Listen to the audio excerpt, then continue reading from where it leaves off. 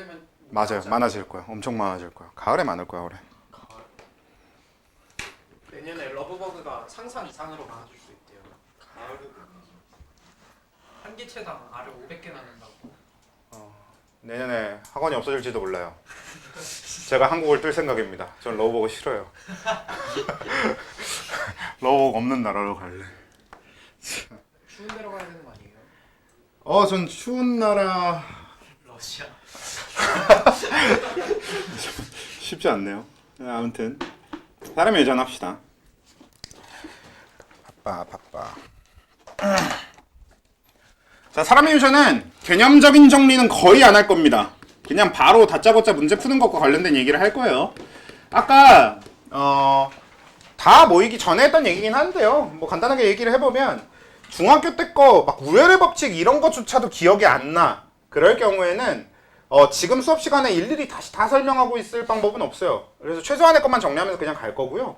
만약에 그런 것까지도 하나도 기억이 안 나서 저는 좀 힘듭니다 하시면요. 따로 얘기해 주시면 클리닉 때 해결해 보는 걸로 합시다. 그래야 되는 게 일일이 그렇게 다 설명하기 시작하면 여러분들 중학교 때 그 파트를 했던 거 플러스 거기다가 생원을 올리는 거를 수업 시간에 다 때려 박아야 되거든요. 시간이 말이 안 됩니다. 그래서 수업 시간 안에 다 못하기 때문에 어느 정도 생략하고 할게요. 일단 사람의 유전에서 중학교 때 파트에서 그래서 끌고 와도 정리할 것만 정리를 하고 지나가면요. 일단 우선적으로 중요한 요소는 우열 유전과 중간 유전이 있을 것 같아요. 이 두 개가 결국에는 우리 여태까지 계속 저 유전자 분석을 할 때도 그래 왔는데 항상 우린 하나의 형질을 결정하는 유전자가 한 쌍의 대립 유전자에 의해서 만들어진다라는 걸 기준으로 잡고 계속 해왔고요. 그리고 저 한 쌍의 대립 유전자는 라지 A, 스몰 a 이런 형태로 해서 우열이 있는 형태로 주로 많이 건드려 왔습니다. 근데 우열이 있냐 우열이 없냐를 우리가 나누는 게 우열 유전이냐 중간 유전이냐의 표현인데 사실 이걸 예전에 중학교 때는 우열의 법칙의 형태로 법칙으로 배웠어. 근데 사실 법칙이라고 얘기하기가 어렵습니다. 우열이 아닌 경우가 너무 많기 때문에 우열이 없는 경우가 너무 많기 때문에 그래서 보통은 그냥 우열 유전, 중간 유전 딱 요 정도로 표현하는 게 제일 좋습니다. 그러니까 우열이 있는 경우와 없는 경우. 그랬을 때 가장 큰 차이가 뭐야? 우열 유전이면 라지 A, 스몰 a일 때 표현되는 게 뭐예요? 우성인 쪽으로 결정되는 겁니다. 여기서 용어만 간단하게 정리하고 가면요. 우리가 이렇게 되어 있는 걸 뭐라고 하냐? 이형접합이라고 해요. 자, 우리 유전자형이 어떤 요 라지 A랑 스몰 a라고 하는 이 대립 유전자에 의해서 결정되는 어떤 형질이 있어요. 그럼 그 형질에 관련된 유전자형 가능한 경우의 수가 뭐뭐 있는 거예요? 라지 A, 라지 A, 라지 A, 스몰 a, 스몰 a, 스몰 a 이렇게 세 가지가 있는 거죠. 이렇게 세 가지 유전자형이 존재한다라고 했을 때 보통 우열이 있다라고 하면 이 둘 다 우성인 라지 A가 표현되는 형태 그리고 스몰 a, 스몰 a는 스몰 a가 표현되는 형태 이게 우열 유전이었던 거죠. 그래서 사실 이쪽이 훨씬 보편적이긴 합니다. 대부분이 이렇게 될 거고요. 근데 중간 유전은 어떻게 되는 거냐? 라지 A, 라지 A와 라지 A, 스몰 a와 스몰 a, 스몰 a가 서로 다 표현형이 다른 경우를 얘기합니다. 즉 얘는 어차피 라지 A밖에 없으니까 라지 A가 표현될 거고 스몰 a밖에 없으니까 얘도 스몰 a가 표현될 거거든? 근데 얘는 뭐야? 라지 A랑 스몰 a가 동시에 표현되는 느낌인 거지. 그래서 중간 유전은 보통 이런 중간적인 특성, 동시에 표현되는 특성을 갖게 됩니다. 우리가 후에 다루겠지만 AB형이 가장 대표적인 예예요. AB형은 A형 유전자와 B형 유전자를 동시에 가진 사람이 A형 유전자와 B형 유전자가 둘 다 발현됐기 때문에 생기는 혈액형이 AB형이거든요. 그러니까 이렇게 되는 거고요. 자, 그 다음에 그래서 우열 중간 말고도 또 독립이랑 연관 유전의 개념이 있는데 이것도 앞서 말했던 것처럼 지난주, 지지난주에 이미 했던 얘기야. 그걸 이제 그냥 유전적으로 접근하겠다라는 것 뿐인 거지 원래 하던 얘기랑 크게 다를 거 없습니다. 같은 염색체에 들어있으면 함께 움직여야 되는 거고 그걸 우리가 연관 유전이라고 하는 거고 서로 다른 염색체에 들어있으면 독립 유전이라고 하는 거고 서로 영향을 주지 않는 거고요. 요건 이제 3주에 걸쳐서 한 얘기니까 2주네요. 2주에 걸쳐서 했고 오늘 이제 잠깐 언급을 꺼낸 거니까 그래서 얘네들은 다시 일일이 설명하고 있을 여유가 없고 필요도 없습니다. 이러면 사람의 유전의 개념이 끝났어요. 자, 그러면 사람의 유전은 결국은 뭘로 귀결이 되냐면요. 계속 얘기하는 가계도. 결국 여러분들이 사람의 유전이라는 파트에서 할 줄 알아야 되는 건 가계도라고 하는 문제 유형을 풀 수 있어야 된다. 즉 가계도를 분석할 수 있어야 된다. 그냥 이게 전부입니다. 자, 그러면 가계도 분석은 어떤 방법으로 이루어지는지부터 볼게요. 자, 네모는 뭐예요? 남자입니다. 동그라미 뭐예요? 여자입니다. 짝대기는 뭐예요? 결혼했다는 뜻이고요. 짝대기 아래로 이렇게 내려오면 뭐예요? 자손이라는 뜻입니다. 이걸 모르진 않겠죠? 그 다음에 보통 색칠되어 있으면 뭡니까? 유전병이 나타난 경우. 보통 문제들은 유전병이라는 표현을 요즘 잘 안 써요. 그래서 대부분 그냥 형질가가 발현된 이런 식으로 형질나가 발현된 이런 식으로 많이 하거든요. 근데 저는 그냥 수업 시간에 유전병이라고 할 겁니다. 왜? 귀찮으니까. 그냥 형질가든 형질나든 형질다든 나발이든 다 그냥 유전병으로 해버릴 거예요. 그게 편하니까. 그래서 아무튼 색칠되어 있으면 유전병이 발현된 경우, 어떤 형질이 발현된 경우, 그리고 색칠되어 있지 않고 비어 있으면 발현되지 않은 경우, 이거는 앞으로 그냥 계속 하면서 제가 늘 그냥 요 툴을 그대로 유지하면서 설명을 할 거니까 그래서 그냥 얘기하고 지나가는 겁니다. 일종의 약속 같은 거죠. 자, 어차피 모든 문제가 이렇게 되어 있고요. 이렇게 했을 때 말 그대로 그 가족 구성원들의 표현형을 이런 그림의 형태로 나타내 놓은 걸 가계도라고 하는 거고요. 우리는 가계도에서 알아내고자 하는 정보가 어떤 게 있냐면요. 첫 번째로 그 유전자가 상염 색채 유전인지 X염 색채 유전인지의 여부를 알아내는 거에 목적을 두고 있습니다. 물론 문제에 따라서 상인지 X인지를 주는 경우도 있어요. 근데 그건 그냥 문제가 쉬운 거고 대부분은 안 줍니다. 그 다음에 두 번째, 그 유전병이 우성으로 유전되는 유전병인가 열성으로 유전되는 유전병인가의 여부를 또 확인하는 방법이 있겠죠. 그러니까 예를 들면 형질 가가 있는데 그럼 라지 A 스몰 A 이렇게 있고 라지 A가 스몰 A에 대해서 우성이래 라고 했을 때 스몰 A가 유전병 유전자일지 라지 A가 유전병 유전자일지 맞추는 개념인 거죠. 아니면 어떤 문제는 이렇게도 되어 있어요. A가 정상 유전자 그리고 A 프라임 요게 이제 A 다시 보통 이제 문제선 별로 하는데요. A 별 A 프라임 A 별이 짧네. A 프라임이 습관이 돼갖고 어쩔 수가 없다 이거. 그래서 A 프라임 그래서 A 프라임이 유전병 가 발현 유전자라고 했을 때 둘 중에 누가 우성인지 여부를 안 알려주고 이제 그런 걸 니들이 알아내라라고 하는 뭐 이렇게 물어보든 이렇게 물어보든 어차피 똑같은 얘기예요. 결국 유전병이 우성일지 열성일지 맞추라는 얘기니까. 이렇게 두 가지 포인트와 세 번째, 그래서 그 알아낸 정보를 토대로 그 가족 구성원들의 그 가계도를 구성하고 있는 구성원들의 유전자형을 파악하는 거고요. 네 번째, 최종적으로는 그 유전자형은 뭐죠? 유전자형을 파악하고 네 번째, 더 나아가서 최종적으로 어떻게 그 자손에 대해서 예측까지 해보는 확률적으로 접근하는 경우가 대부분인데, 그러니까 요렇게 네 가지가 포인트거든.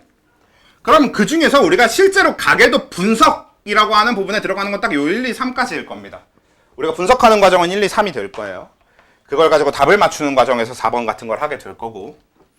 근데 이거 하는 방법은 뭐냐면 첫 번째, 상열성 아니죠. X열성, 두 번째 X우성 유전, 세 번째 상열성 유전, 네 번째 상우성 유전을 각각 가정하고 그냥 분석해보는 겁니다. 네, 우리가 흔히 이제 귀류법이라고 하죠. 그냥 가계도가 주어져 있는 거야. 옆에 가계도 하나를 줘볼까요?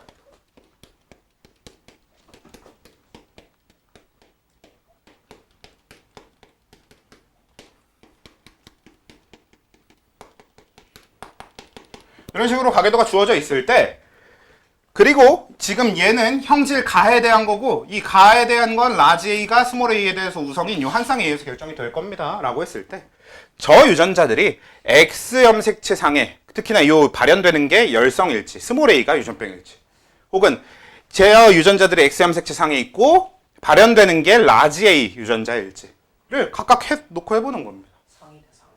그래서 방금 얘기한 대로 우리가 이런 걸 흔히 귀류법이라고 하죠.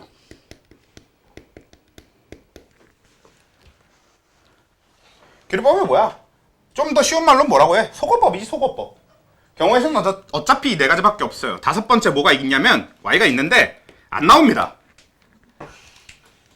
y는 y가 들어가잖아? 문제가 더 쉬워져요. 근데 딱 어떤 애들만 틀리냐면 y라고 생각 안 하고 푼 애들만 틀리거든요. y의 가능성을 생각하지 않은 경우만 틀려. 오히려 분석 자체는 y면 너무 쉬워져요. 그래서 딱 정말 치졸한 의도를 가진 문제에서나 나올 거니까 안 냅니다. 많이 낸 적이 있어요. 가계도에서는 아예 없어요. 아예 없는 수준에 가까워요. 그래서 요거는 생각 안 해도 되니까 이 네 가지 중인데, 제가 이 순서대로 나열한 이유는요, 실제로 가장 확률이 높은 게 X열성이에요. 그리고 X열성 다음으로 많이 나오는 게 상열성입니다. 근데 왜 이 순서대로 해놨냐면, 만약에 여러분들이 직접적으로 귀류법 노가다를 하잖아? 그럼 이 순서대로 하는 게 제일 편합니다.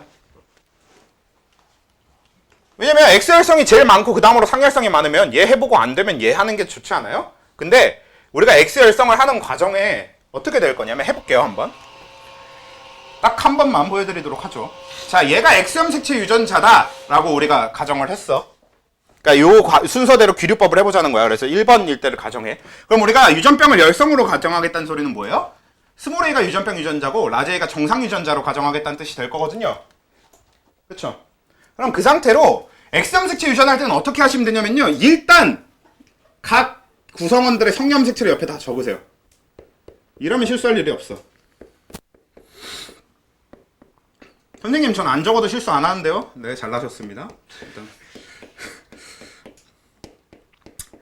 라기보다는 그래도 적는 게 습관이 드는 게 좋아요. 왜 좋냐면요, 간단할 때야 안 적고도 충분히 하시지. 근데 연관이 들어가기 시작하면 적어 놓은 게 편해요. 애지간하면.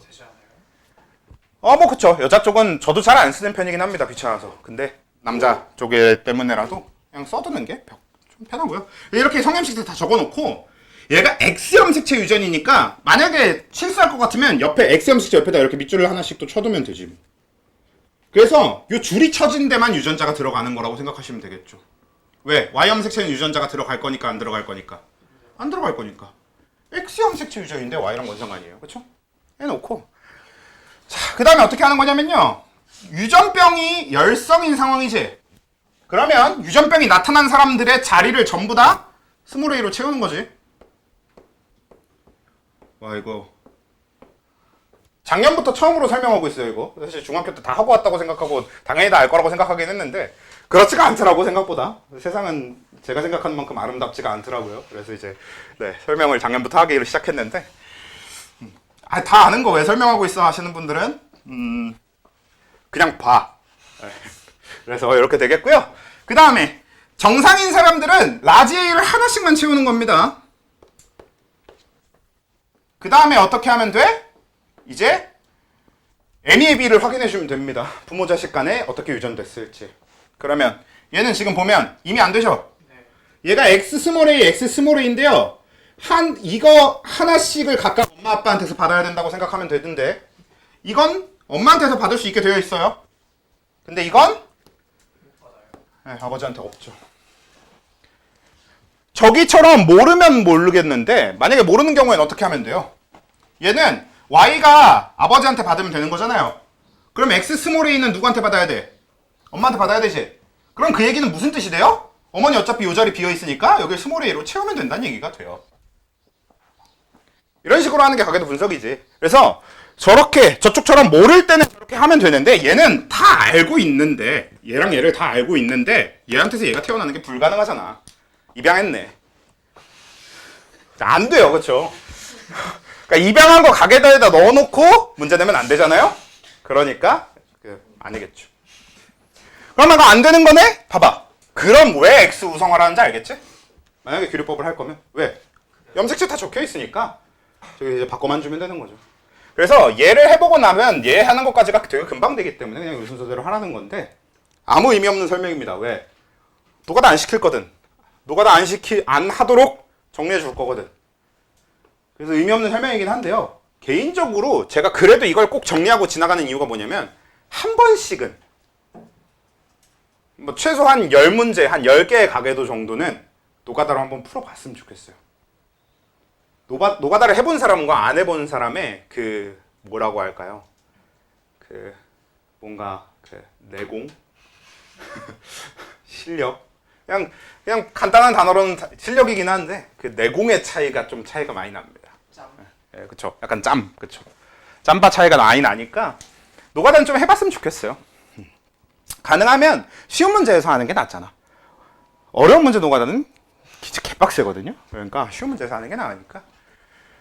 그래서 아무튼 이런 방식으로 이제 규律법으로 할 수 있다라는 얘기뿐이고요. 속어법으로 할 수 있다라는 얘기인데 실제로는 이제부터 가계도를 노가다로 하지 않아도 되기 위해 외워야 될 것들이 있습니다. 선생님 그걸 외워가면서 해야 됩니까? 전 그냥 규律법으로 하겠습니다. 네, 그러십시오. 그럼 이제 같은 문제를 남들은 1분이면 풀 때 본인은 한 6분에서 10분씩 받고 풀어야 되는 거지. 그래서 그냥 외워야 돼요. 무조건 외워야 되는 쪽에 가까운데요. 일단 첫 번째, 두 번째. 사실 1, 2번은 원래 옛날에는 안 나눴었는데요. 안 나눠 놓으니까 애들이 잘 모르겠어요. 뇌를 안 쓰는 것 같기도 하고 이게 아무튼 그래서 좀 그 나눠 놔야 되겠더라고. 첫 번째 이제 제가 쓰는 표현 그대로 쓸게요. 일부러 좀 자극적인 단어를 넣는 편입니다. 주어온 딸. 아까 얘기한 것처럼 진짜 입양은 아닙니다. 입양해 놓은 걸로 입양한 딸로 가계도에 넣어놓고 문제 풀라 그러면 그건 말이 안 되니까 일단 주어온 딸 맞아 적을게요. 이 유전병이 나타나면 동그라미 이게 이제 유전병 여부예요. 병이 있으면 그 유전병은 무조건 상열성입니다. 상염색체의 열성, 상염색체 상에 열성 유전되는 유전병이에요. 그리고 주어온 딸이 정상일 경우에 유전병이 안 나타났을 경우에는 유전병 유전자가 상우성. 이게 이제 유전병 유전자가 어디에 있느냐를 얘기하는 겁니다. 어떻게 유전되고 있느냐. 실제로 얘네들을 1, 2번에 나열한 이유 왜 나눌 필요가 없다고 하는지 알겠지. 사실 이게 이렇게 되면 이게 이거거든요. 당연한 얘기긴 한데 이게 그거에 생각이 안 되는 분들이 좀 있더라고요. 그래서 이제 해놓은 건데 이 둘은 어떤 케이스를 얘기하는 거냐면 실제로 주어온 건 아니니까 주어온 딸은 부모와 딸이 완전히 닮지 않은 경우라는 의미입니다. 그러니까 무슨 얘기냐? 주어온 딸에 유전병이 있다는 건 부모가 둘 다 유전병이 없는데 딸이 유전병이 이렇게 나타나 버린 거야. 이런 경우를 얘기하는 거지. 주어온 딸에 유전병이 없다는 건 부모가 다 유전병이 있는데 딸한테 유전병이 없는 경우를 얘기합니다. 중학교 거 아니에요? 네, 맞아요. 이건 중학교 때 거 맞아요. 근데 이제 그래도 외워야 되는 거니까. 얘는 어떻게 되는 겁니까? 일단 부모한테 없던 게 튀어나오려면 열성이어야 되지. 이건 당연합니다. 부모한테 없던 게 튀어나오려면 부모한테 숨어있다 나와야 되는 유전자인 거니까. 그쵸? 열성이어야 숨어있을 수 있단 말이야. 우성은 발현돼 버리니까요.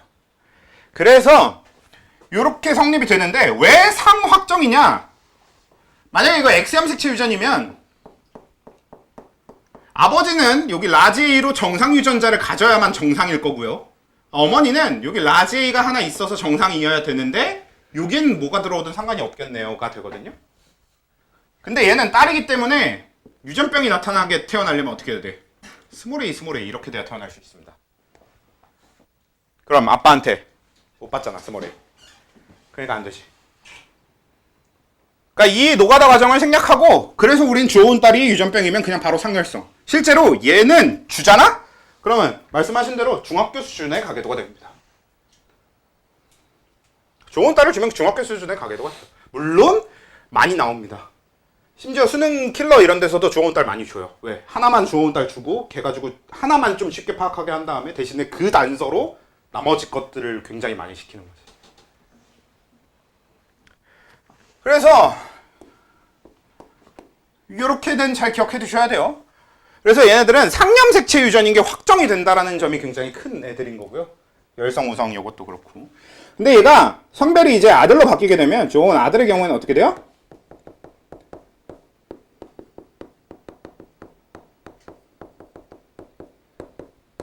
얘는 그냥 열성이고 우성인 것만 알게 해줍니다. 그러니까 똑같이 부모가 정상이었는데 유전병 딸이 태어나면 그 유전병이 상열성인 걸 알게 해주거든요. 근데 똑같이 부모가 정상인데 유전병인 아들이 태어나면 그것만 보고는 우리는 유전병이 열성인 건 알 수는 있는데 그게 상일지 X일지 몰라요. 엄마가 E형이니까. 해볼까요? 이것도 해봅시다. 왜 모르냐면 아들이 유전병일 경우에는 자 이거 상일 대로 상열성으로 해볼게요. 스몰 a가 유전병인데 이게 상염색체 유전인 거야. 자 상염색체 유전은 아버지든 어머니든 아들이든 나발이든 어차피 모두 다 한 쌍씩을 갖게 된단 말이지. 그랬을 때 얘가 스몰 a로 태어나면 되니까 부모가 라지 a 스몰 a면 정상이면서도 유전병 유전자를 갖고 있을 수 있습니다. 근데 이거 성염색체로 분석해보면요. XY, XY, XX인데요. 얘가 스몰 a를 하나만 가지면 발현이 돼버린단 말이야. 왜냐면 나머지 한 자리가 Y이기 때문에 얘는 결국 저 X염색체에 들어있는 게 뭐냐. 그게 곧 형질로 바로 발현이 되는 거예요. 이게 이제 남성에서 X염색체 유전의 특징이지. 반성 유전의 특징. 자, 그래서 이렇게 되는데 그렇기 때문에 Y는 어차피 아빠한테 받으니까 어머니한테만 스몰 a를 받을 수 있으면 되거든. 그러면 이렇게 되면 가계도가 성립해버려요. 부모가 다 정상인데 아들만 유전병에게 태어나잖아. 그쵸? 라지가 정상 유전자인데 우성이어버리니까 라지가 있는 얘네 둘 다 정상으로 태어나. 근데 그 사이에서 유전병인 아들이 태어나는 게 가능하다는 얘기지. 그래서 좋은 아들만으로는 상열성인지 X열성인지는 알 수 없습니다. 자손이 열성으로 외워주세요. 맞아요. 그렇게 일단 외워두고 이게 딸일 때는 상까지 확정된다라는 것만 추가로 해주시면 됩니다. 결국은 그러니까 이거를 예전에는 하나로 합쳐뒀었는데 이제 가면 갈수록 이렇게 나눠져 온 거지. 자, 그리고 여기까지는 뭐 중학교 수준입니다. 여기까지는 사실 중학교에서도 조금 그냥 중학교에서 살짝 머리 좀 썼다 한 요 정도에서 컷나는 수준이고요. 여기부터가 이제 이 앞으로 4개를 외우면은 실제로 모든 가계도를 노가다 필요가 없어지거든요. 라고 하면 거짓말이겠죠. 요 4개를 해도 문제가 안 주면 노가다 해야 돼요. 보통 그런 거는 근로 단서를 주거든. 근데 어떤 게 있냐면요. 여러분들이 그게 있어. 문제 유형을 가계도 쪽의 문제 유형을 나눠보면요. 이게 사실 유형을 나눈다라고 하긴 좀 애매한데 첫 번째 가계도만으로도 분석이 끝나는 경우가 있을 거고 두 번째 가계도와 그 옆에 줄줄이 적힌 설명까지를 해야 다 합쳐야 가계도가 분석이 되는 문제가 있을 거예요. 이번 문제는 지금 하는 얘기랑 전혀 상관이 없습니다. 애초에 이번 문제는 난이도가 높은 문제예요. 그럼 우리가 지금 하는 얘기는 가계도에 주어진 정보만으로 그 가계도 분석을 끝낼 수 있는 경우 그걸 위해서 외우는 것들이에요. 실제로 2번에서는 요거랑 그 줄에 적힌 거를 같이 섞어서 판단을 하게 되는 거지. 가계도 분석을 하게 되는 거지. 아무튼 해봅시다. 5번째 뭐냐? 어머니가 유전병이 있는데 아들이 정상이거나 6번째 이거 어차피 같은 거라서 묶을게요. 아버지가 정상인데 유전병이 없었는데 딸이 유전병을 갖고 태어난 경우. 이 2가지 케이스가 다 어떤 게 있냐면요. 부모 중에 여자와 그 사이에서 아들 이렇게 연결하던가 부모 중에 아버지 남자는 딸과 연결하든가 이렇게 성별이 크로스로 연결이 된다는 게 특징이죠. 그렇게 크로스로 연결했을 때 하면 얘는 X 열성이 안 됩니다. 빼곤 다 돼요.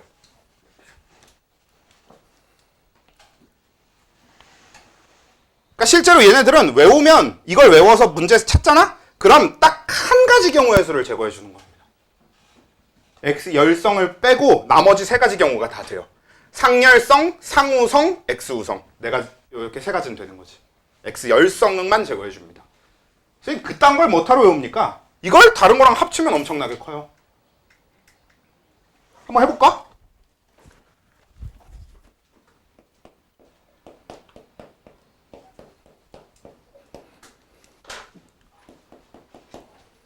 여기는 그냥 귀찮으니까 물음표 할게요. 안 알려줬다고 생각하고.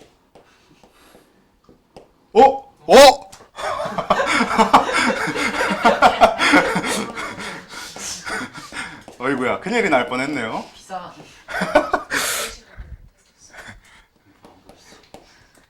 게이게이야를 해버려가지고요.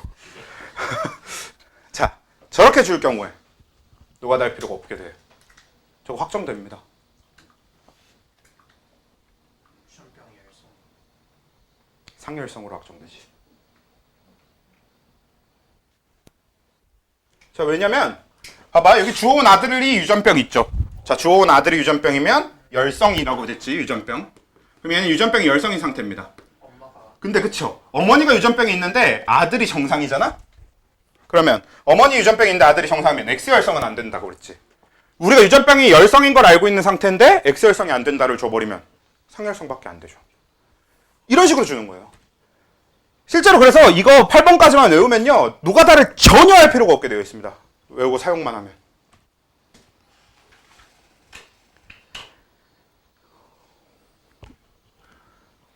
라고 자꾸 거짓말하면 안 되긴 하는데, 근데 아무튼 그래요. 그러니까 여기선 노가다를 해야 돼. 이거는 해야 되는 경우가 생겨요. 근데 아마 너네 내신에는 모르겠어. 광복이랑 소화는 약간 불안은 하지만 애지간하면 안 나올 정도의 난이도의 문제들입니다. 광문은 절대 안 나올 만한 난이도의 문제. 그거 왜? 소아 연관 하나 놓고 또 어려운 거야 해놓고 끝날 것 같은데. 쌤이 자꾸 개념이 많이 들어가면 어려운 줄 알아요. 실제로 상위권들을 어떻게 가르는지에 대한 고민을 아예 안 하시는 것 같아. 상위권과 하위권은 당연히 어떻게 내든 적당히 모르겠다. 광복은 대체 하위권 버린. 뭐 그냥 4등급 된 애들은 반절 끌고 끝났겠는데? 안 쓰겠지. 아 4등급이. 아 미안해.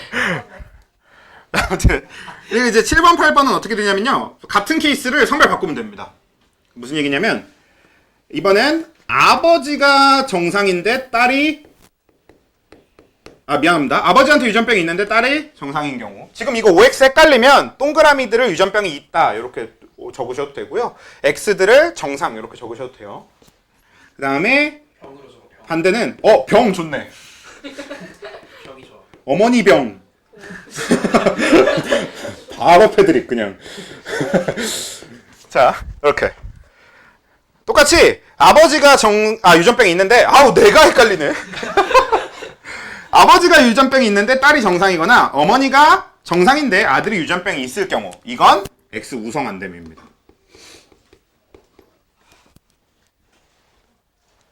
이것도 꽤 재밌는 단서가 되는 게요, 이 두 개를 동시에 주잖아? 그럼 뭐인 거예요? 상염색체 유전으로 확정되는 거죠. 보통 제일 많이 주는 게 그런 식의 단서입니다. 가계도 안에 5번, 6번 중에 하나의 케이스와 7번, 8번 중에 하나의 케이스를 가계도에 섞어 놓으면요, 그러면 X 열성 안됨과 X 우성 안됨 이렇게 두 가지 단서를 얻게 되는 거고, 그럼 상염색체로 확정이 되죠. 그리고 그 상염색체 중에서 우성인지 열성인지는 다른 단서로 가르도록 하는 게 가장 많은 유형의 문제예요. 가장 대부분의 문제가 많이 쓰는 겁니다. 그래서 이게 이제 되게 중요합니다. 이거 잘 외우고 잘 사용하는 게 정말 중요해요. 이것만큼은 일단 야물딱지게 외워주셔야 됩니다. 그냥 이걸 외웠고 안 외웠고는 사실상 그냥 시험을 볼 수 있고 시험을 모르겠어. 최소 중상위권 이상을 할 수 있고 못하고를 그냥 갈라버릴 거예요. 시간 안에 풀 수 있냐 없냐를 아예 가를 테니까. 그렇잖아요. 실제로 이거 안 외우잖아? 그럼 뭐야? 노가다입니다. 물론 이거 안 외우고도 노가다 안 하는 분들도 있어요. 진짜 절정의 직관을 가지고 있어가지고 그냥 보이는 대로 찍으면 그때 매번 바로 첫 번째 케이스가 다 바로 답인 분들도 있거든요. 사실 근데 그런 분들 이게 외우지 않았을 뿐인 거지 머릿속에서 어느 정도 그냥 계산이 되는 겁니다. 실제로 제가 이제 학원 강사 처음 했을 때 이런 정리를 안 해줬었거든. 난 다 되는 줄 알았어. 내가 돼갖고. 근데 이제 아니더라고요. 그래가지고 이제 정리를 해주기 시작한 건데. 네.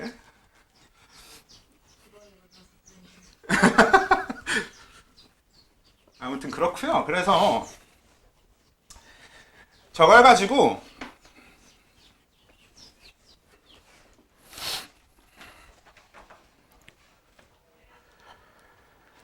한번 해보면 정말 제일 간단한 걸 드릴게요.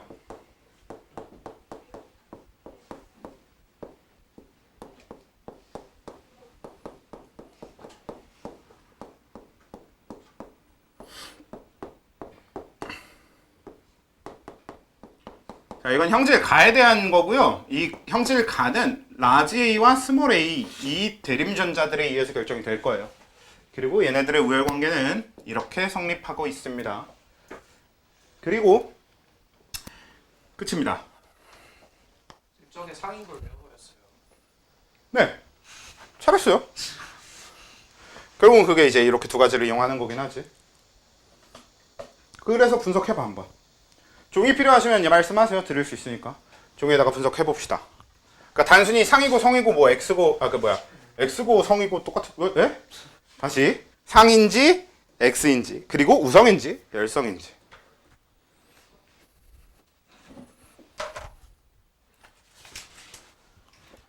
아, 이 오글거리는 걸 또 해야 되네. 영상 보시는 분도 잠깐 멈춰놓고.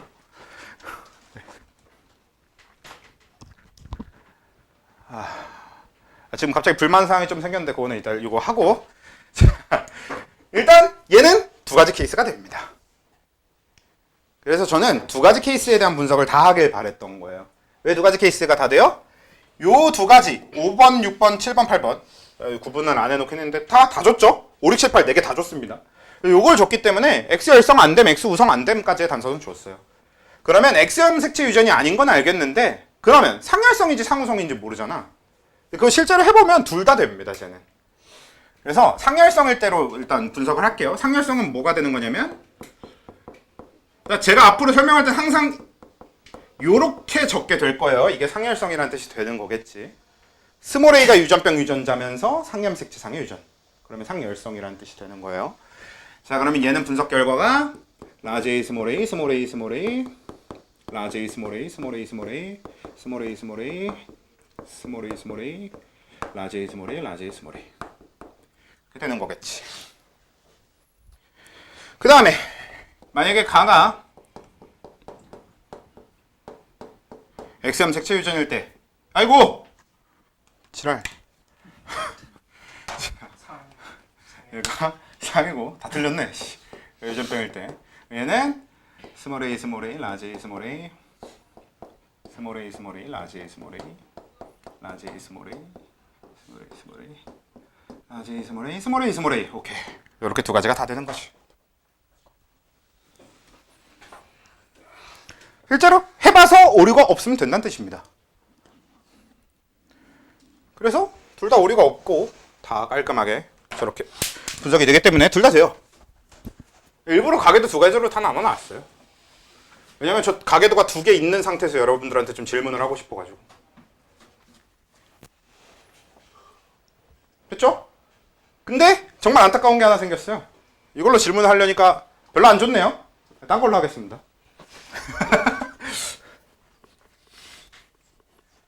이번엔 대신 가계도를 더 쉽고 인원수도 좀 줄여서 할게요.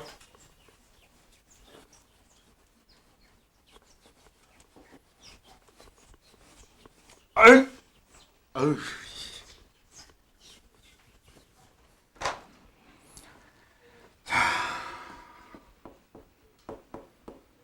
얘도 하다 보면 화학처럼 보여요. 예. 그런 느낌입니다. 그래서 저는 개인적으로 화학 1단원과 유전은 결이 비슷하다고 생각해요. 아, 근데 전혀 달라. 그러니까 학생들이 느끼는 것 자체는 실제로는 전혀 다른데 그냥 이제 제가 생각하는 게 결이 비슷하다고 생각하는 쪽인 겁니다. 화학은 그래도 추론 없이 풀 수 있게 해놓잖아요. 깊은 추론이 안 들어가서. 다초말 V. 제목 시간에 보이네. 서현이 유저 녹화. 왜? 여기서 뭘 해야 되지? 이렇게 하면 되네. 오케이. 요거 한번 분석해 보시죠. 요것도 아마도 경우의 수가 여러 개 될 거예요. 여러 개 되는 거에 대해서 다 해보시면 돼요. 위에 라지 스모레인 그대로 있는 거죠. 그리고 여기서 후에 또 뭘 더 시킬 거기 때문에 좀 여러분들이 잘 볼 수 있게 깔끔하게 딱 가게도 분석된 거 두 개를 딱딱 그려놓는 게 좋을 겁니다.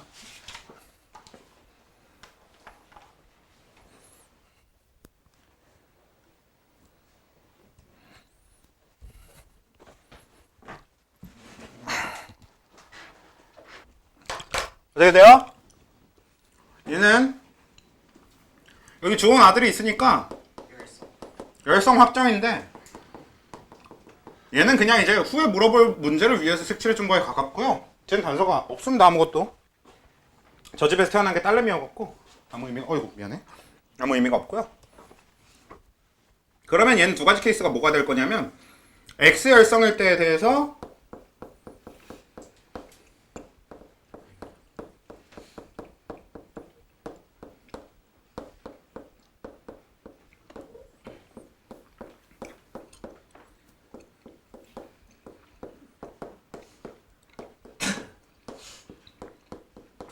제가 입에 거의 달고 사는 말인데요.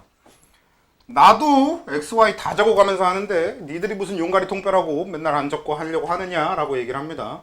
Y만 적었는데. 저보다 IQ 높으시면 인정해드리겠습니다. 네. IQ 테스트 검사지 가져와서 나보다 IQ 높으면 성염색자 안 적어도 되게 해드릴게요. 무조건 적는 걸로 합시다. 그 외에는. 자, 그 다음에 Y만 적는 것 정도는 괜찮긴 해요. 특히나 익숙해질수록 당연히 그렇게 해야 되는 게 맞아요. 시간을 최대한 줄이는 게 좋기 때문에. 에이 뭐야, 상혈성 해야 되겠죠? 상혈성 얼른 합시다. 인사 검사하는데 8만 원인가 든다는데. 그래서 제가 면사가 안 된 걸로. 너무 비싸갖고. 네, 아이고 적으면 안 될 걸 적었네요. 이렇게 되겠죠. 우리가 분석이 불가능한 경우에 이렇게 바로 표시해 주면 됩니다.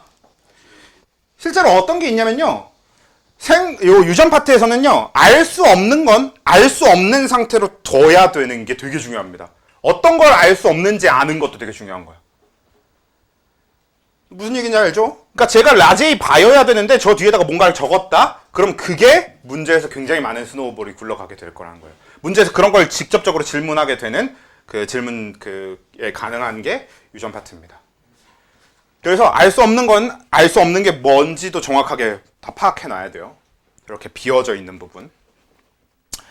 자, 그래서 이걸 토대로 뭘 한번 풀어보냐면요.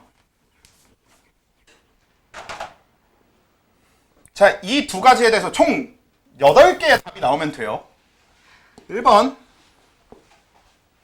미안해요. 8개 너무 많네요. 4개다, 4개. 4개의 답이 나오면 되는데요.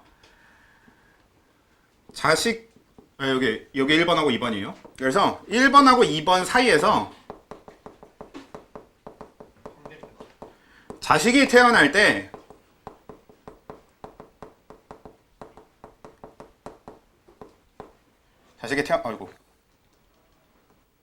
유전병인 이 나타난 딸일 확률 하고요. 2번 여기서 자식이 태어날 때가 아니라 죄송합니다. 딸이 태어날 때 유전병이 나타날 확률. 요 가계도에 대해서 1번의 답, 2번의 답. 요 가계도에 대해서 1번의 답, 2번의 답 해서 총 4개의 답이 나오면 돼요. 네. 두 가지를 고려해서 하나로 내야 되는 거 아니에요? 아니에요. 아니에요. 네, 그렇게는 불가능합니다. 저 두 가지를 고려할 방법이 없어서.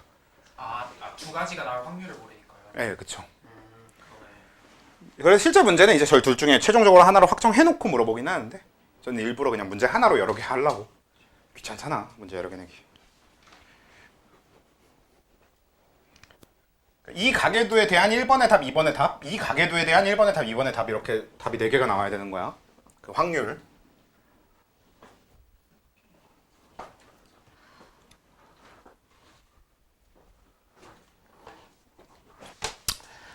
원래 이제 고민할 시간 충분히 드리고 싶은데요. 해야 될 게 너무 많아서. 자, 일단 요거를 첫 번째 가계도에 대한 요 두 가지의 답을 밑에 거 먼저 해봅시다. 밑에 게 더 쉬우니까. 자, 얘는 이제 상염색체 유전인데 여기서 요 둘 사이에서 일단 유전병이 있는 자손이 태어날 확률 자체가 몇입니까? 2분의 1입니다. 그쵸? 왜냐면 스몰 a와 라지 a 스몰 a인데 우리 이제 흔히 만약에 그냥으로 판단이 안 되면 어떻게 하시면 되냐면 뭐예요? 퍼넷 사각형이라고 하는 걸 그리시면 됩니다. 그래서 얘가 자손한테 물려줄 수 있는 경우의 수를 뭐 가로에다가 적거나 세로에다가 적으면 돼요. 근데 제 스몰 a니까 자손한테 물려주는 경우의 수가 뭐밖에 없어요. 그쵸? 무조건 스몰 a만 주게 되겠죠. 그래서 이렇게 될 거고요. 그 다음에 얘가 자손한테 물려주는 경우의 수는 라지 a, 스몰 a 이렇게 될 겁니다. 자, 이거 되게 재밌는 포인트 중에 하나인데요. 실제로 얘는 이제 문제가 간단하니까 상관없지만 지금 이게 2 곱하기 1 퍼넷 사각형이 나왔죠. 자, 요즘 수능 준킬러들급 정도 문제 중에서는요. 저 퍼넷 사각형이 그냥 전체적으로 몇 곱하기 몇이 나올지 그 자체가 문제 푸는데 되게 중요한 단서가 되는 경우도 많아요. 그래서 퍼넷 그리기도 습관이 돼 있는 게 낫습니다. 선생님 귀찮잖아요. 아니 뭐 귀찮을 수는 있는데 이거 그리는데 얼마나 걸린다고. 뭐 시간적으로 엄청 여유 막 그런 게 아니잖아. 그러니까 그냥 그리는 게 나아. 너무 쉬운 건 안 그려도 되는데 당장에 좀 나는 요 유전 쪽이 미숙합니다 하실 때는 꼭 그리는 게 좋고요. 전 좀 그래도 유전 쪽이 익숙한 편입니다 하시면 쉬운 문제는 안 그리되 한 중간 정도 이상 난이도가 되면요 퍼넷부터 그려. 실제로 되게 많은 학생들이 겪는 건데 고3들이 자기들 유전 좀 쳤다 하는 애들이야. 그런 애들도 문제를 풀고 못 풀겠다고 나한테 들고 와. 근데 진짜 되게 다 앞에 거 분석 다 잘해놓고 답을 못 구하는 거야. 그래서 나한테 들고 와. 그러면 퍼넷 그리잖아? 바로 떠올라요. 이거 우리 지난 그 앞에 1학기 때도 계속 하면서 내가 한 번씩 했던 얘기인데 뭐냐면 보면 잘 떠올라. 그러니까 그냥 머릿속으로만 생각하면 안 떠오르던 게 그걸 적어놓고 눈으로 보잖아요? 그러면 안 떠오르던 것도 떠오릅니다. 그러니까 퍼넷 사각형 같은 경우는 그냥 꼭 그리는 게 나아요. 문제가 어려워질수록 그래. 유전은 진짜 어려운 문제가 너무 많으니까. 어떻게든 어렵게 만드는 방법도 되게 많으니까. 아무튼 그럼 이렇게 채워놓고 그럼 요 둘이 만나면 라지 a 스몰 a인 자손, 즉 정상 자손이 태어나는 거고 이 둘이 만나면 스몰 a인 자손이 태어나는 거잖아요. 그러면 얘가 뭐가 됩니까? 그래서 2분의 1의 확률이 되는 거죠. 둘 중에 유전병인 경우는 하나니까. 그래서 2번의 답은 요 가계도에 대해서 2번의 답은 2분의 1로 끝나고요. 1번의 답은 거기다가 딸일 확률인 2분의 1을 추가로 곱해줘야 되는 거죠. 왜? 선생님 딸이라는 조건은 여기도 있고 여기도 있는데요. 자, 저희는 보통 이걸 설명할 때 뭐라고 하냐면요. 실제 문제에서도 어차피 이 콤마는 항상 있거든요. 그래서 콤마 앞에 3개와 콤마 뒤에 3개 이렇게 나눕니다. 콤마 앞에 성별이 있으면 우리가 그 성별에 대한 확률을 구할 필요가 없는 거고요. 콤마 뒤에 성별이 있으면 우리가 그 성별에 대한 확률까지도 고려해줘야 되는 겁니다. 콤마 앞, 콤마 뒤 이렇게 구별하면 진짜 편해요. 어차피 모든 문제에 다 콤마는 들어갈 수밖에 없습니다. 항상 태어날 때 이렇게 주기 때문에 그냥 어법적으로 저기는 콤마가 들어가야만 해요. 그렇잖아. 안 그러면 그 비문이잖아. 그래서 무조건 콤마가 들어가기 때문에 콤마 앞에 성별이 있으면 그 성별에 대한 확률을 고려할 필요가 없고요. 콤마 뒤에 성별이 있으면 그 성별에 대한 확률까지도 고려해야 돼서 그래서 얘는 콤마 앞에 성별이 있으니까 유전병의 확률이 2분의 1로 답이 끝나는 거고 얘는 콤마 뒤에 성별이 있으니까 4분의 1, 딸일 확률이 2분의 1까지 곱해줘서 4분의 1로 만들어줘야 되는 거죠. 자, 이게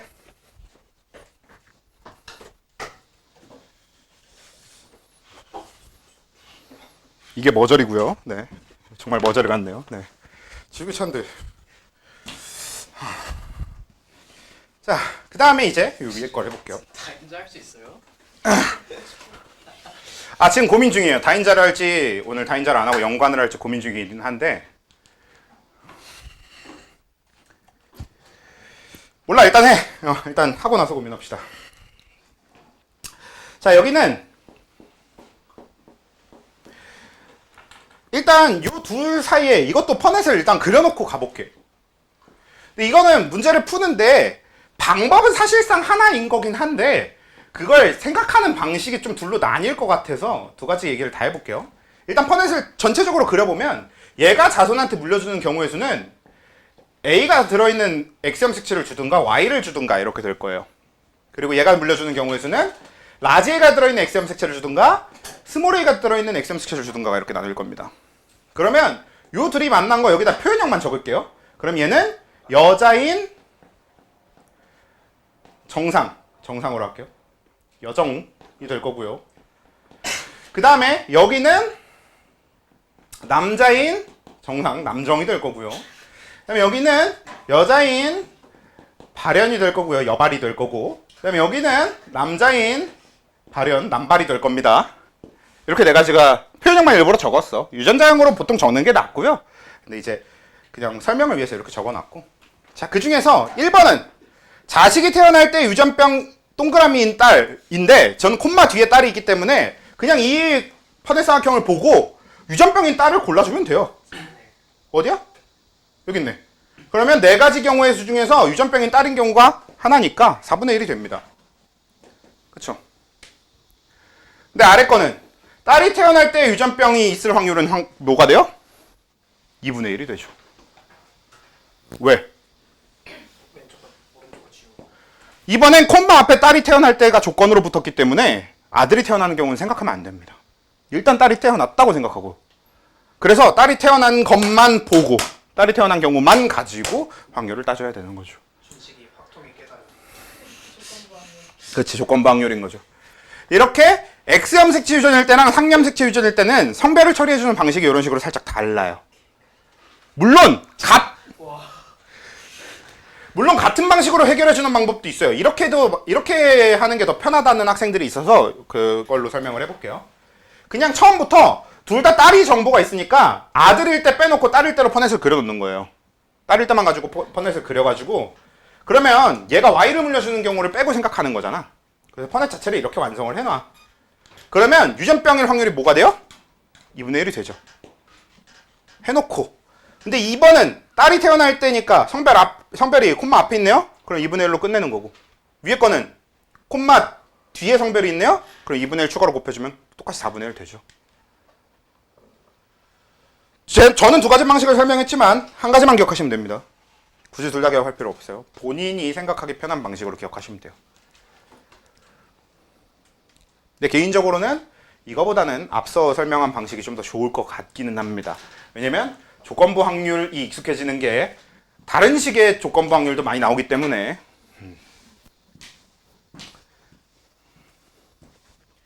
우리 왜 지난주에 예시로 봤던 거 있잖아요. 3분의 2 되는 거. 그런 것도 일종의 조건부 확률이죠.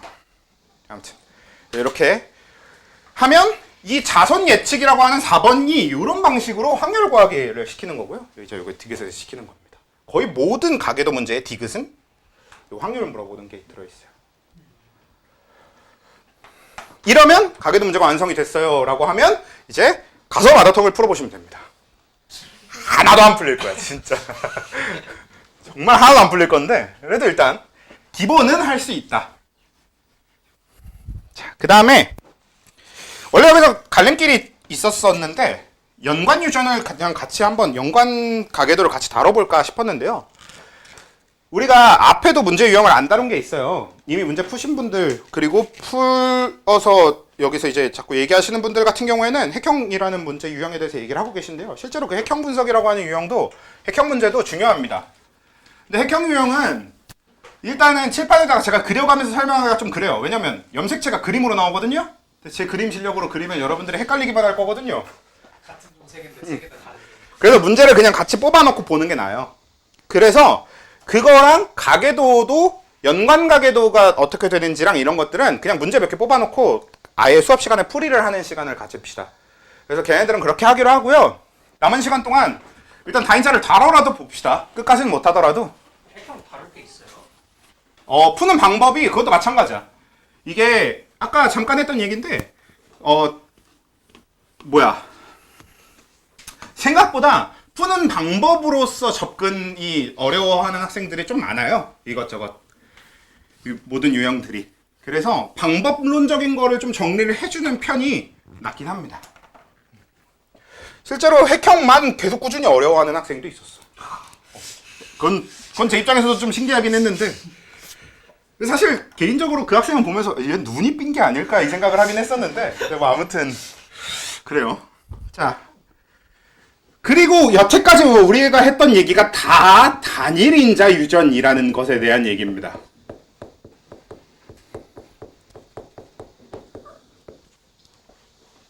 그러니까 지금까지 했던 모든 얘기는 단일인자 유전에 대한 얘기예요. 즉 단일인자 유전이라는 게 뭐냐면 하나의 형질을 결정하는 데 필요한 유전자가 한 쌍인 경우를 얘기해요. 근데 우리가 여태까지 봤던 게 다 그랬지. 그러니까 우리는 항상 모든 걸 단일인자 유전으로 놓고 그냥 봤던 거예요. 근데 그걸 단일인자 유전이라고 정의하지도 않았어. 왜? 그냥 이 개념을 지금 처음 설명하기 때문이니까. 아무튼 이걸 이제 지금 처음 설명하니까 그런 거기도 하고요. 근데 꼭 그것뿐만 아니라요. 어차피 대부분이 단일인자 유전입니다. 모든 생명체가 가지고 있는 유전자의 대부분이 단일인자 유전이다 보니까 이렇게 되는 건데 근데 이 단일인자 유전이라는 개념이 나왔다는 소리는 이 반대 개념이 되는 유전이 있어. 다인자 유전. 그렇다는 얘기는 얘랑 다르다는 얘기는 하나의 형질을 결정하는 데 유전자가 2개 이상이어야 된다는 얘기잖아요. 근데 아무리 그래도 우리는 대립유전자를 항상 쌍의 형태로 가질 수밖에 없습니다. 그치? 왜? 대립유전자 쌍은 상동염색체의 같은 자리에 있다. 첫 수업부터 엄청나게 강조했고 그냥 하나의 원칙입니다. 그렇기 때문에 얘도 3개가 하나의 형질 이렇게는 말이 안 되고요. 2쌍 혹은 4쌍의 유전자 3쌍 혹은 4쌍 이런 식으로 여러 쌍의 유전자가 다 하나의 형질에 대한 유전자를 하나의 형질에 대한 걸 결정하는 경우가 다인자 유전입니다. 그러니까 단일인자 유전이라는 건 한 쌍, 다인자 유전은 한 쌍 초과, 2쌍 이상. 근데 이거 되게 재밌는 점이요. 다인자 유전의 가장 큰 특징은 알파벳을 이렇게 구분해서 지어놓거든. 근데 라지 A 스몰 a와 라지 B 스몰 b가 같은 형질에 대한 유전자예요. 우리가 평소에 얘기하면 뭐가 되냐면 우리는 평소에 라지 A 스몰 a 우리 저기 문제 풀었잖아. 우리 오늘 유전자 분석하고 이런 거 하던 거 그런 거 할 때는 보통 어떤 거냐면 얘가 형질 가에 대한 유전자고 얘가 형질 나에 대한 유전자인데 그걸 그냥 같이 적어놨을 뿐인 거거든요. 대부분이 그래요. 그리고 그게 단일인자 유전인 거거든. 근데 얘는 뭐냐면 지금 이 모두가 다 이 형질 다라고 하는 이 하나의 형질에 대한 유전자입니다. 보통 다인자 유전에는 어떤 게 있는지 얘기하고 설명하는 게 더 편한데 피부색 이런 게 이제 다인자 유전 대표적이에요. 피부색, 키, 지능, 몸무게 이런 등등. 얘네들은 다 어때요? 굉장히 넓은 스펙트럼을 가지고 있어 유전적으로. 키가 엄청 큰 사람부터 키가 엄청 작은 사람까지도 있고 되게 여러 가지죠. 피부색도 어때? 우리가 흑인이라고는 하지만 만약에 흑인을 놓고 얘기를 해보면 흑인이라고 해도 다 똑같은 흑인인가요? 막 진짜 불 끄면 이빨밖에 안 보이는 진짜 새까만 흑인도 있을 수 있는 거고 아니면 그렇게까지 까맣지 않은 흑인이 있을 수도 있는 거고 그리고 우리는 일단 인종상 황인종이라고는 하는데 우리 피부색 다 똑같나? 아니잖아. 그러니까 기본적으로 다인자 유전은 여러 개의 유전자를 가지고 하나의 형질을 결정하다 보니까 표현형이 되게 다양하게 나올 수 있습니다. 근데 여러 개인데 정말 신기하게도 라지 A와 라지 B가 유전적으로 가진 내용은 똑같아요. 실제로 둘 다 피부색이 검은색인 유전자입니다. 그냥 스몰 A, 스몰 B는 흰색, 밝은색 유전자예요. 한마디로 유전적으로 스몰 a와 스몰 b를 원래 구분할 방법이 없어요. 이게 다인자 유전의 가장 큰 특징이에요. 그러면서 다인자 유전은 또 어떤 특징을 같이 갖냐면요. 중간 유전입니다. 외래 없어요.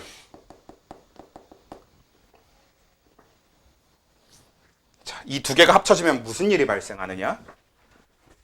라지 A, 라지 A, 스몰 b, 스몰 b와 라지 A, 스몰 a, 라지 b, 스몰 b와 스몰 a, 스몰 a, 라지 b, 라지 b가 전부 같은 표현형을 나타내게 됩니다.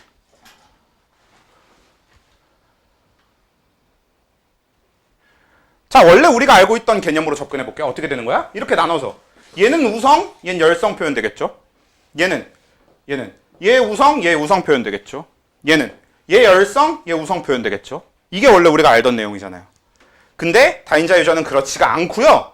얘도 황인종입니다. 전부 다 피부색에 대한 유전자가 표현형이 완벽하게 똑같아요.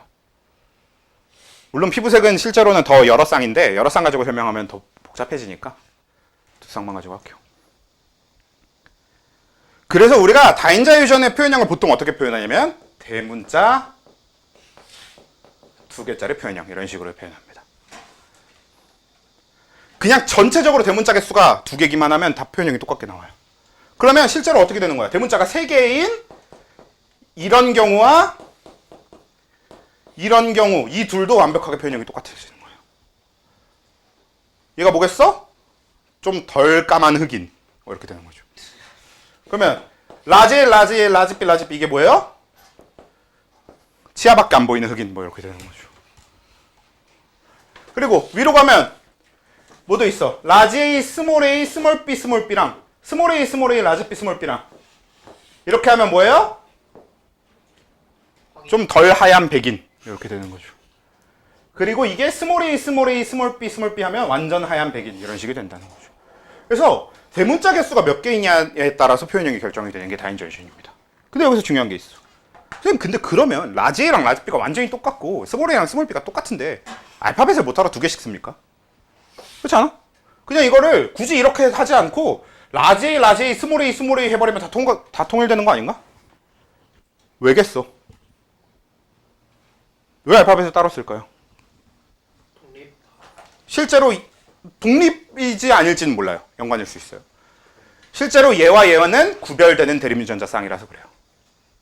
다른 위치. 그치. 최소한 다른 염색체에 들어있던가 혹은 같은 염색체에 들어있을 거여도 서로 다른 위치에 있어야 돼요. 그러니까 평소에 우리가 알던 대로 라지 A, 스몰 A와 라지 B, 스몰 B는 서로 별개의 유전자처럼 행동합니다. 행동은. 근데 그 유전자가 모여서 최종적으로 표현형을 결정할 땐 안에 들어있는 내용을 까보니까 완전히 똑같은 내용이었던 거지. 그래서 이런 식으로 작동하게 돼요. 이게 다인자 유전의 특징입니다. 어떤 거? 책이 비싸서 안 산대요. 그래서 이게 이제 다인자 유전의 가장 대표적인 특징이고요. 다인자 유전 하면은 보통 어떤 특징을 좀 갖냐면 환경의 영향을 굉장히 크게 받아요. 왜냐면 표현형 자체가 워낙에 다양해. 다인자 유전 자체가 표현형이 너무 다양하다 보니까 표현형에서 환경 영향을 조금만 받아도 다른 표현형이랑 바로 겹치게 돼버리는 거지. 비슷해져 버리는 거지.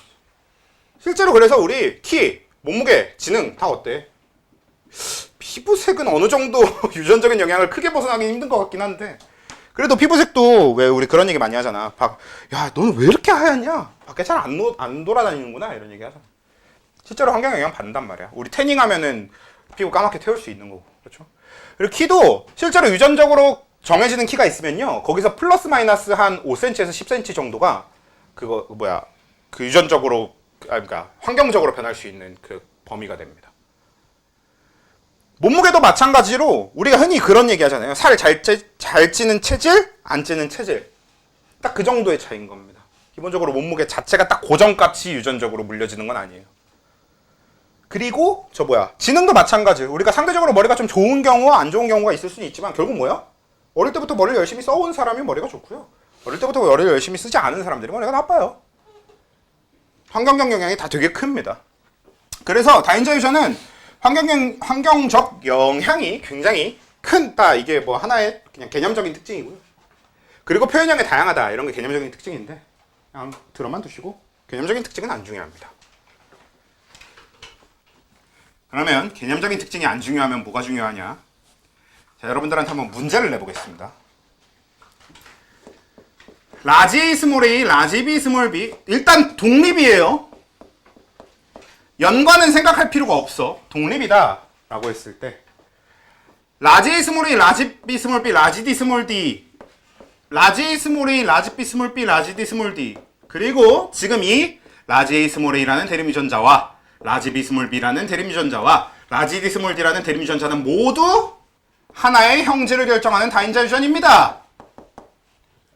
선생님, 두 개 해놓고 갑자기 왜 세 쌍으로 넘어왔어요? 세 쌍이 아니면 문제가 안 나옵니다. 어차피 두 쌍으로 문제 잘 안 나와요. 두 쌍으로 문제를 낼 거면 딴 걸 많이 버무려서 냅니다.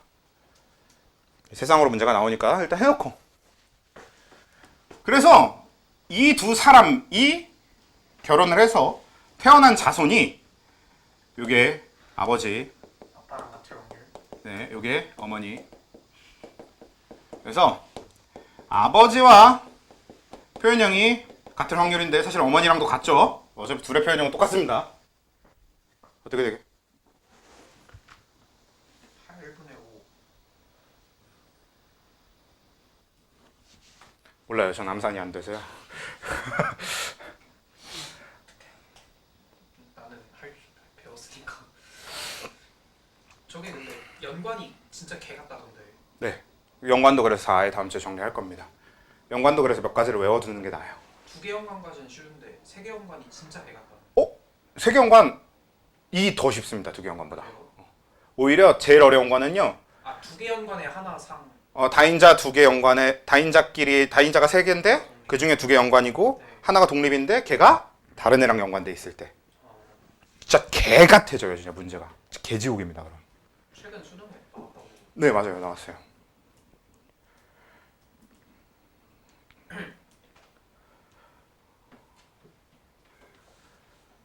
지금 봐봐. 열심히 고민들 하고 계신데요. 열심히 고민하는 것 자체는 좋습니다. 파네스학형을 그려도 돼요. 이거 파네스학형 뭐 나오게? 64칸짜리가 나와요. 얘가 만들 수 있는 이거 파네스학형 어떻게 그려야 되냐면 이게 그런 경우가 있어요. 여러 개를 갖다 놓잖아? 그러면 애들이 라지 A, 스몰 a, 라지 B 뭐 이런 식으로 파네스학형을 그려요. 이거 아니에요. 우리가 파네스 그릴 때는 어떻게 해야 되냐면 자손한테 물려주게 되는 건 이 중에 하나를 골라서 넣고 이 중에 하나를 골라서 넣고 이 중에 하나를 골라서 넣은 게 하나의 생세포야. 그러니까 퍼넷은 라지 A, 라지 B, 라지 D, 라지 A, 라지 B, 스몰 d 해서 8가지가 들어가고요. 얘도 똑같이 8가지가 들어가서 8 곱하기 8, 즉 64칸짜리 퍼넷 삼각형이 나옵니다. 퍼넷으로 풀려면 푸세요. 사실 전 엄두가 안 납니다. 자, 얘는 그냥 답만 다짜고짜 적어보면 일단 답부터 적어보면요. 입니다. 저기 C는 콤비네이션 조합 맞아요. 확통해서 쓰는 거. 유치 3의 2분의 1의 6제곱. 대문자 3개여야 되니까 63이고 대신 경우에서 64개니까. 저것만 쓰면 답이 나오게 되어 있기 때문에 그냥 무조건 알아야만 풀 수 있는 문제에 가까워요. 얘는. 푸는 방법을 알아야만 풀 수 있는 문제에 가깝고요. 푸는 방법을 모르면 못 푸는 문제에 가깝습니다. 아니 64칸짜리 뻔해사각형 그리시면 돼요. 그건 이제 말이 안 되니까. 자, 이게 왜 그렇게 되는지 한번 볼게.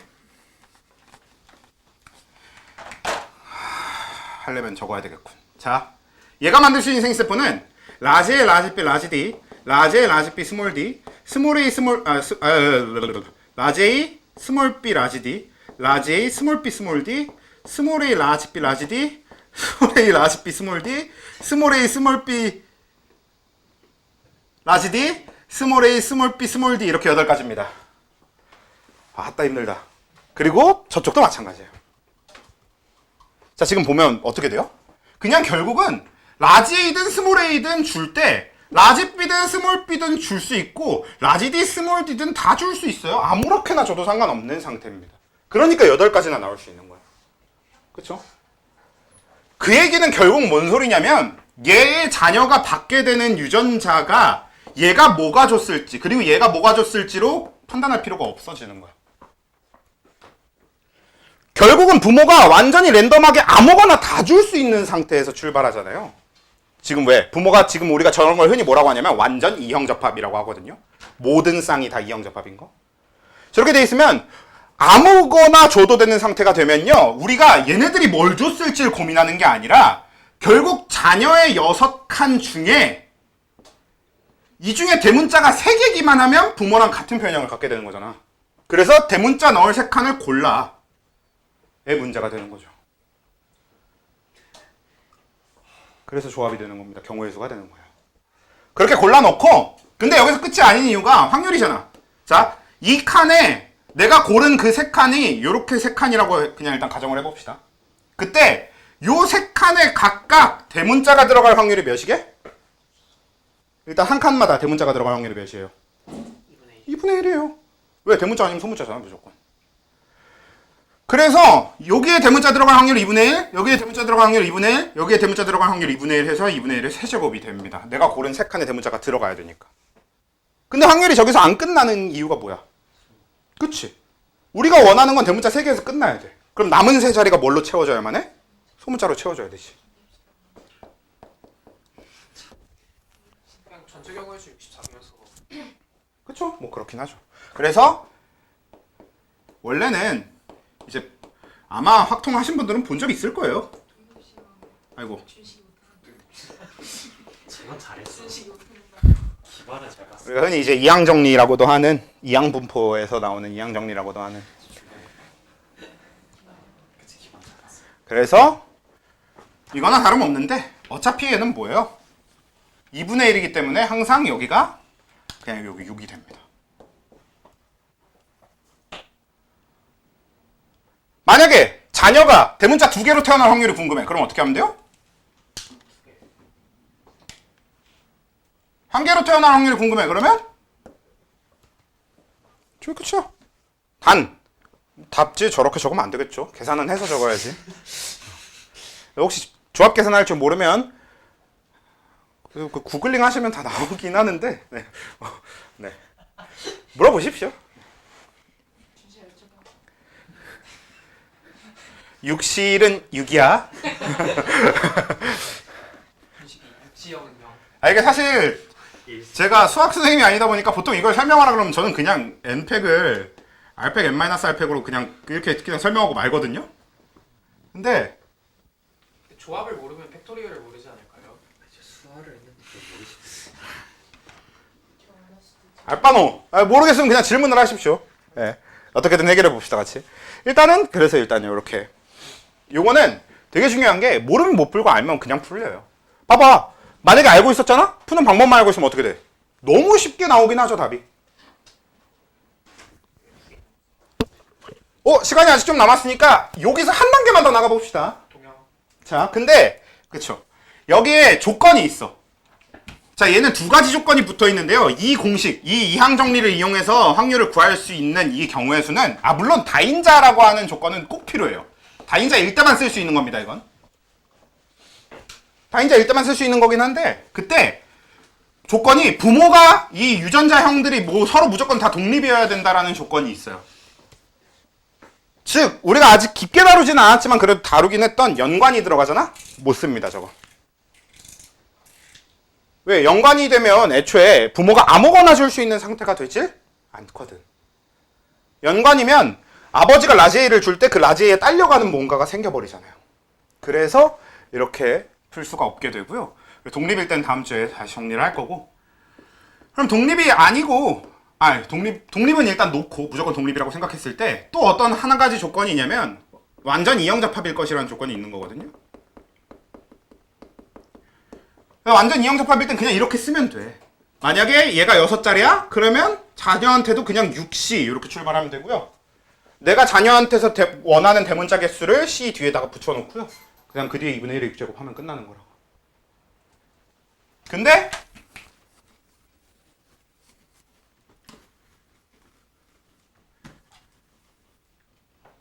준원인 이제 조용.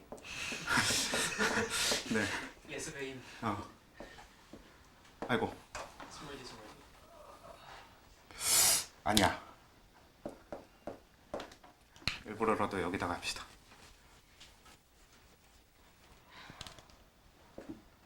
자, 이 둘 사이에서 태어난 아들이 대문자 세개일 확률은 몇일까요? 대문자 3개짜리 표현형일 확률. 형이랑 똑같은데 근데. 수하랑 똑같은데.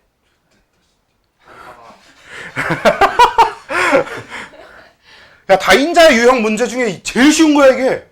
봐봐. 여기서 세 개를 고를 거잖아. 여기서 지금 부모가 얘가 아버지고 얘가 어머니야 이번엔. 수 있는 거지. 그 사이에서 태어난 자손이 근데 대문자 대문자 3개일 확률. 여기서 6개 중에 3개만 고르면 된다. 대문자인 거를. 그래서 6시3 경우의 수는. 봐봐. 여기서 아무거나 3개 고를 거야. 대문자인 거를.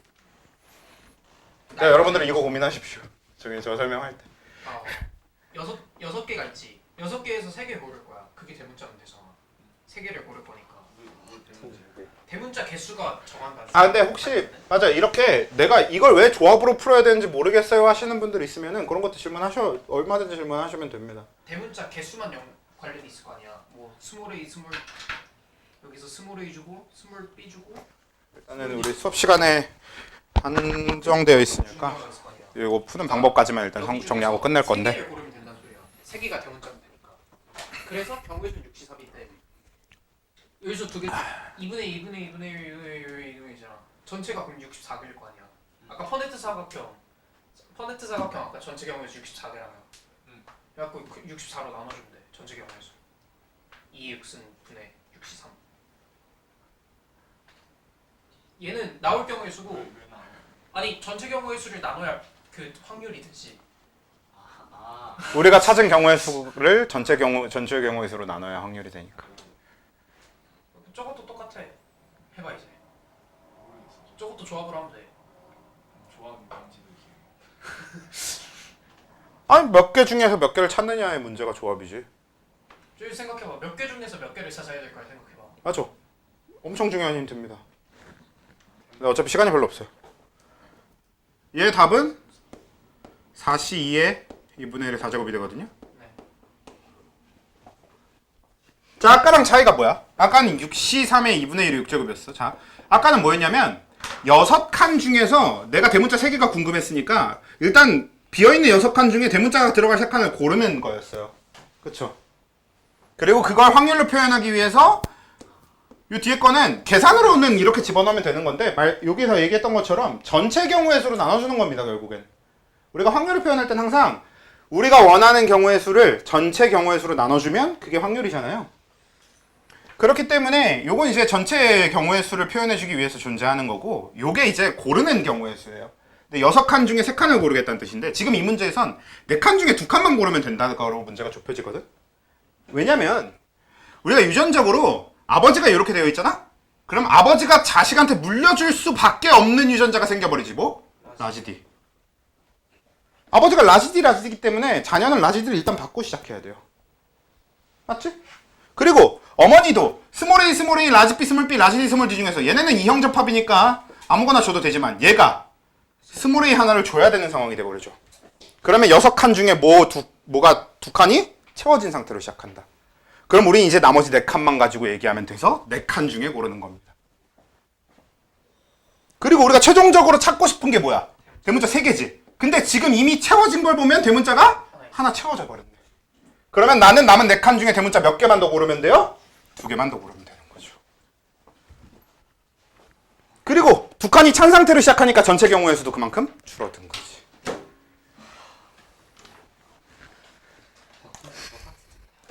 네, 확통이에요. 네, 똑같은데요. 진짜 똑같은데. 생명수의 화풍 오래다. 근데 독립은 저기서